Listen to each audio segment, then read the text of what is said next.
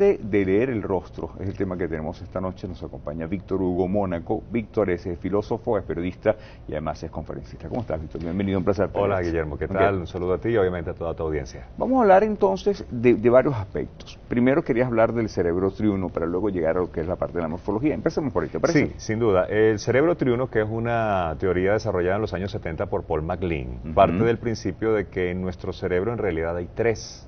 Tenemos el cerebro reptil, que se formó hace ya unos 500 millones de años, el mamífero, que se formó hace 300 millones de años, y el neocórtex, que se formó hace 3 millones de años. ¿Cómo se diferencia cada uno? Se diferencia cada uno en función de la complejidad que se va desarrollando, porque el cerebro reptil evidentemente es muy simple. De hecho, el comando único de ese cerebro reptil es sobrevivir. Entiendo. Por lo tanto, la persona es básicamente instintiva, solo piensa en sí mismo y en la satisfacción de sus propios deseos. Posteriormente, en función de esa complejidad que va avanzando en el cerebro, se desarrolla el segundo, que es el mamífero, que sí tiene conciencia de la especie. Y entonces no solamente piensas en ti mismo, sino en los demás. De ahí que su comando sea convive.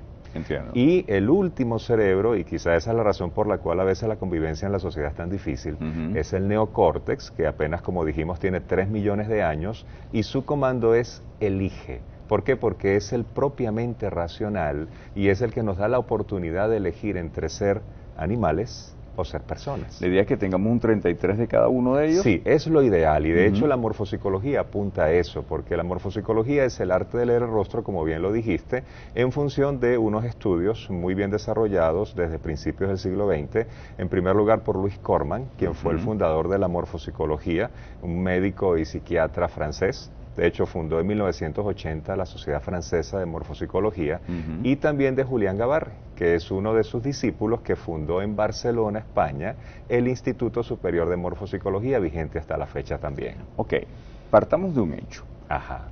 Ninguno de los lados de la cara es igual, el uno al otro, entiendo que es así. Sí. ¿Eso es normal? ¿Eso es así? Ese es un aspecto importante de la morfopsicología que se conoce como la asimetría facial. Y entonces allí partimos del principio de que en nuestro cerebro no solamente hay tres, sino que también hay dos divisiones. Tenemos la división del cerebro izquierdo y la del cerebro derecho. El cerebro izquierdo básicamente es lógico-matemático, como todos sabemos, mientras que el derecho es más creatividad y emociones. Cuando yo lo llevo al punto de la morfopsicología, en cada uno de esos cerebros está nuestro padre y nuestra madre. El cerebro izquierdo, que es lógico-matemático, es el padre. Y el derecho, que es creatividad y emociones, es la madre. Como bien sabemos, los hemisferios del cerebro tienen una interconexión de la manera que el hemisferio izquierdo controla la parte derecha del cuerpo y el derecho la parte izquierda. Cuando yo hablo, por ejemplo, de la simetría facial, sabemos que en nuestro rostro hay dos rostros, porque cuando hacemos una división, y yo invito a la audiencia que lo quiera hacer, tomas, por ejemplo, tu foto tipo carnet, la divides en dos partes, suponte que tomas la parte derecha, la copias, inviertes esa copia, tienes un rostro.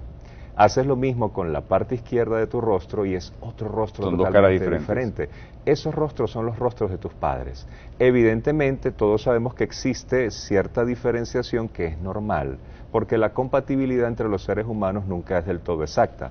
Evidentemente, desde el punto de vista genético lo es porque nacemos, pero desde el punto de vista psicológico, tendencias de la personalidad, que son los que propiamente aborda la morfopsicología, no somos tan similares.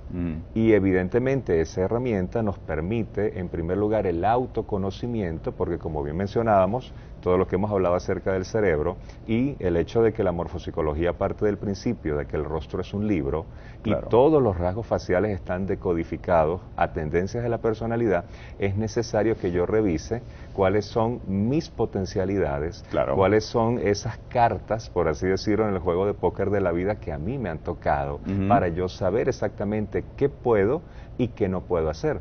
Aunque aclarando que el hecho de que yo no pueda hacer una cosa no necesariamente significa que eso es una limitante. Es cierto. Al contrario, es algo que yo debo tomar conciencia de que me falta mucho trabajar. Y que tienes que aprender. Pero evidentemente, si yo parto de allí, yo lo puedo desarrollar y lo puedo lograr. Y lo importante en este caso es el autoconocimiento, es para saber entonces mis instintos, qué Así tan bajos es. o qué tan altruistas pueden llegar a ser. Por un lado, mi capacidad de elección, que en este caso que tú lo dijiste, es para poder entonces tener una convivencia pues también en armonía, y cuando hablamos de esa capacidad de elección, es ver con quién puedo tener yo una relación. Eso me permite entonces tener una buena selección a la hora de elegir relación. Totalmente, y eso también me permite abordar otro aspecto que es clave en la morfopsicología. Hay gente que tiene la impresión de que la morfopsicología es determinista, porque